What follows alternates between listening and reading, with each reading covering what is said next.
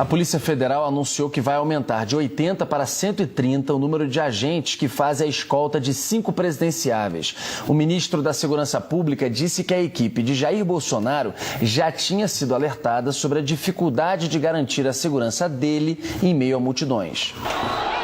O atentado contra Jair Bolsonaro foi recebido no Planalto com preocupação e o governo se apressou em negar possíveis falhas da Polícia Federal na proteção ao candidato. O ministro da Segurança afirmou que a PF já tinha avisado o comando da campanha de que seria praticamente impossível evitar um eventual ataque se Bolsonaro não passasse a obedecer à risca os protocolos determinados pelas autoridades. Entre as proibições, 2, que de acordo com Raul Jungmann não foram seguidas. Jamais ficar em posição mais alta do que os apoiadores, para evitar acesso fácil de agressores e respeitar um cordão de isolamento em eventos públicos. O presidenciável tem a maior escolta da PF. 21 agentes se revezam para protegê-lo 24 horas por dia. Na hora da facada, Bolsonaro era protegido por 13 policiais federais, além de 50 PMs mineiros. Eu cito, como sempre, o caso das Olimpíadas, onde você tinha um presidente francês e você tinha 9 que eram capazes de fazê-lo. É suficiente? É. Eu já fui candidato, conheço campanha e todo candidato faz o seu corpo a corpo. Agora, isso tem que ser feito dentro de uma programação. Por lei, a PF tem de fazer a segurança dos presidenciáveis, desde que eles requisitem formalmente a escolta. O número de agentes destacados para cada um depende da avaliação de risco feita pela corporação. Até agora, dos 13 presidenciáveis, só Bolsonaro, Geraldo Alckmin, Marina Silva, Ciro Gomes e Álvaro Dias pediram um acompanhamento dos agentes. No total, 80 policiais estão envolvidos nas operações. Depois do atentado, o efetivo será ampliado para 130 agentes, aumento de 60%. Apesar do ataque, não houve mudança no esquema de segurança da parada de 7 de setembro em Brasília. As autoridades ficaram atrás de alambrados e Michel Temer chegou em carro fechado, medidas já adotadas em anos anteriores. O tom foi de despedida. Esse foi o último desfile de 7 de setembro de Michel Temer como presidente, desde que ele chegou ao Planalto em 2016. Agora, evento de grande porte, assim somente em 1º de janeiro, quando Temer transmite a faixa presidencial para o sucessor.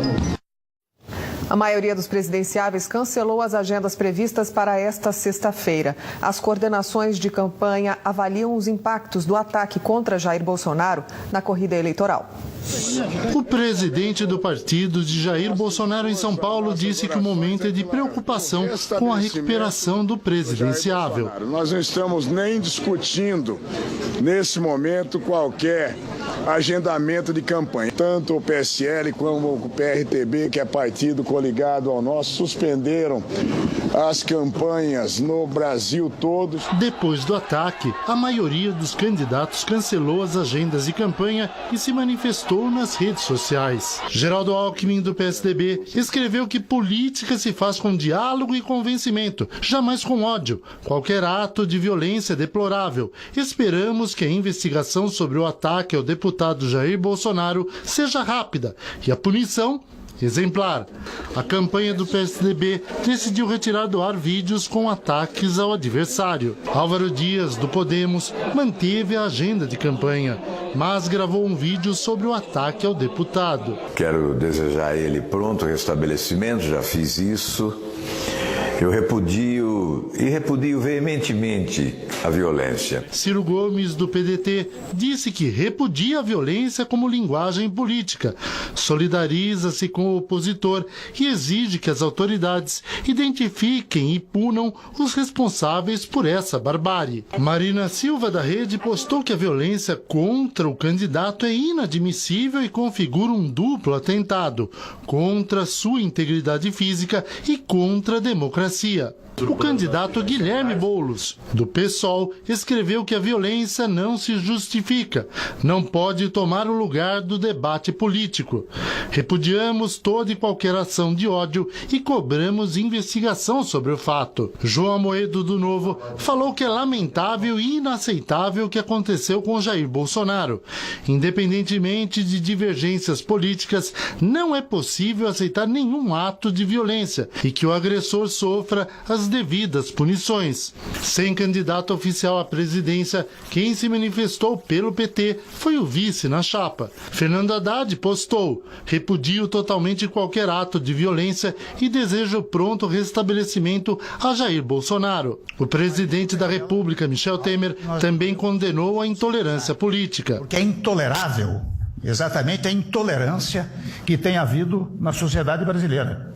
É intolerável que as pessoas falseiem dados durante campanha eleitoral. É intolerável que nós, vivendo num Estado democrático de direito, que não haja a possibilidade de uma campanha tranquila. Dentro do PSL, ninguém acredita que Bolsonaro poderá participar de qualquer ato externo de campanha neste primeiro turno. Os efeitos disso na corrida eleitoral só poderão ser analisados na semana que vem.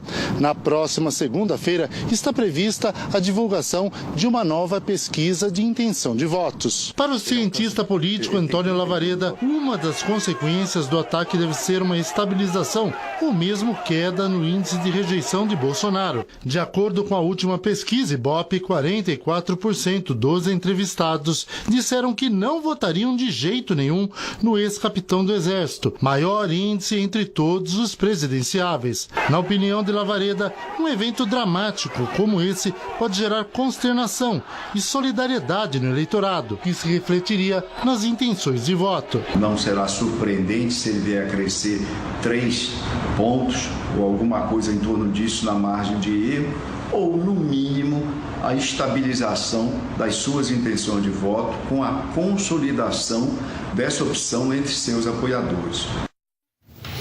Testes genéticos cada vez mais modernos e precisos aumentam as chances de gravidez e afastam o risco de anomalias em fetos. Referência em tratamentos de fertilização, a Espanha se tornou destino de muitas mulheres com dificuldades para engravidar. É o que você vai ver na reportagem especial de hoje. Precisão. Essa palavra resume o objeto do desejo dos cientistas envolvidos nas pesquisas de reprodução assistida. É nesta direção que caminham os mais modernos estudos no Brasil e no mundo. Não queremos jugar a nada, nem a ser dioses, nem a nada por el estilo, pero podemos hoy en día dar lugar al nacimiento de personas sanas. Cada descoberta aumenta a esperança de mulheres em todo o mundo que não podem engravidar naturalmente. A eficiência científica produz novos dilemas da fronteira ética, já que hoje, além de gerar uma nova vida, é possível selecioná-la.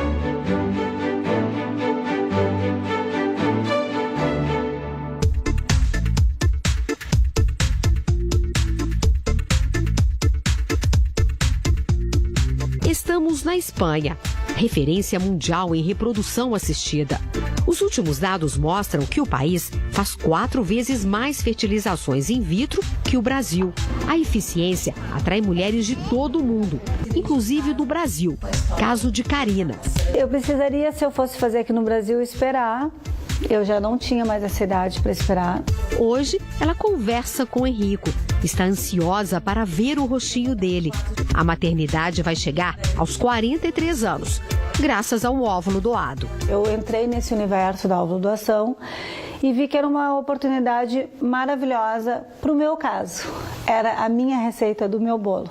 Então a gente resolveu fazer um financiamento coletivo no Catarse. Boa parte do nossa ida para a Espanha nós tivemos essa ajuda. Neste laboratório, na cidade de Valência, na Espanha, mais de 100 mil amostras de embriões foram analisadas no ano passado. Material genético que veio do mundo inteiro. Alguns exames são feitos apenas aqui, como este, que analisa o endométrio, que é a parede interna do útero onde o embrião vai se fixar.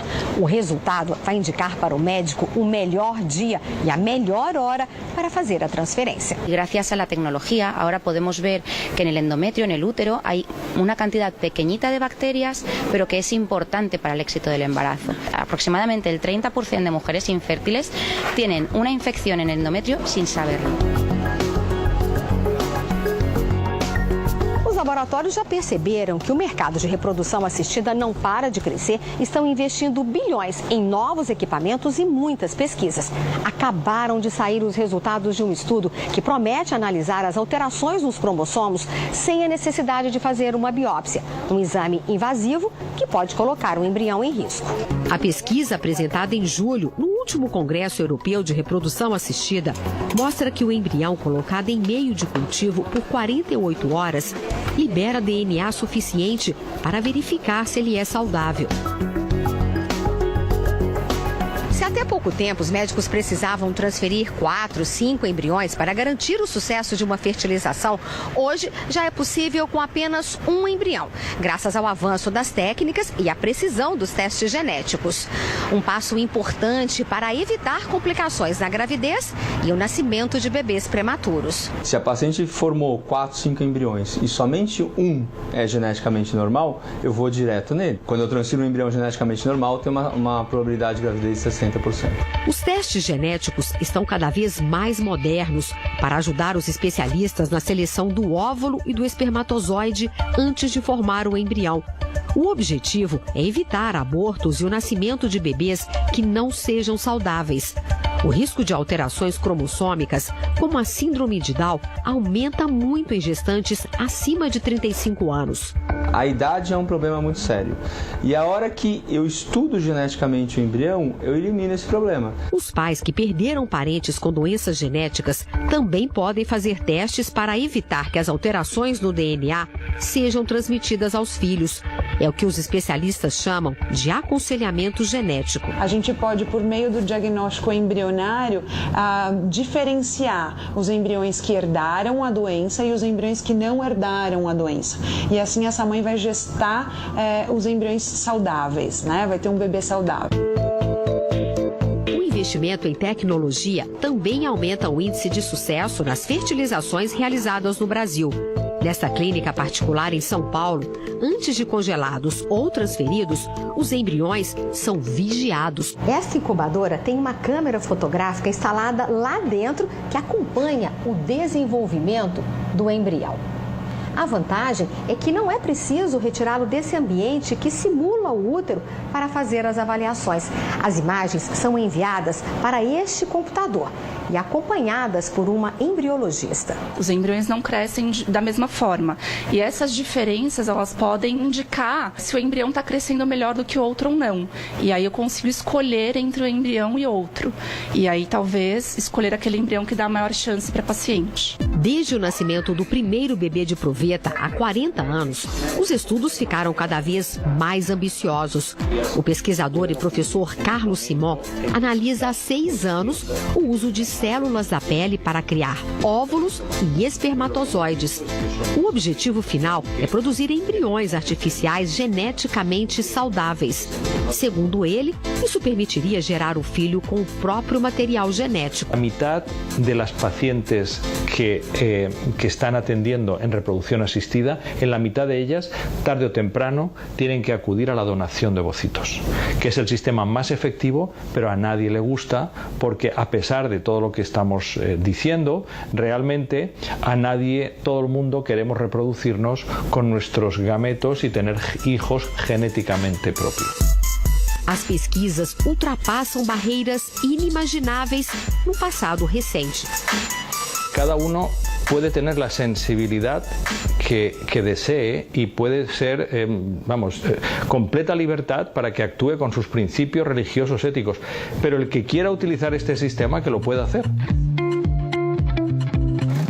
Os avanços da ciência também são a esperança de quem sonha com a maternidade, como a Flaviane, que ainda tenta engravidar, mesmo com as trompas obstruídas e um mioma no útero. Tudo que pede eu faço e eu quero muito, eu acredito ainda que eu vou conseguir esse sonho de ser mãe, mesmo a idade chegando, avançando, porque é um desejo do meu coração e eu não consigo suprir, não tem nada que eu possa fazer a não ser tentar.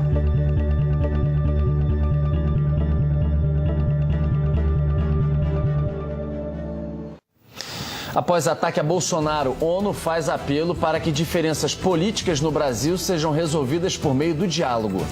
7 de setembro é comemorado com festa nos jardins do Museu do Ipiranga, em São Paulo. daqui a pouco, no Jornal da Band.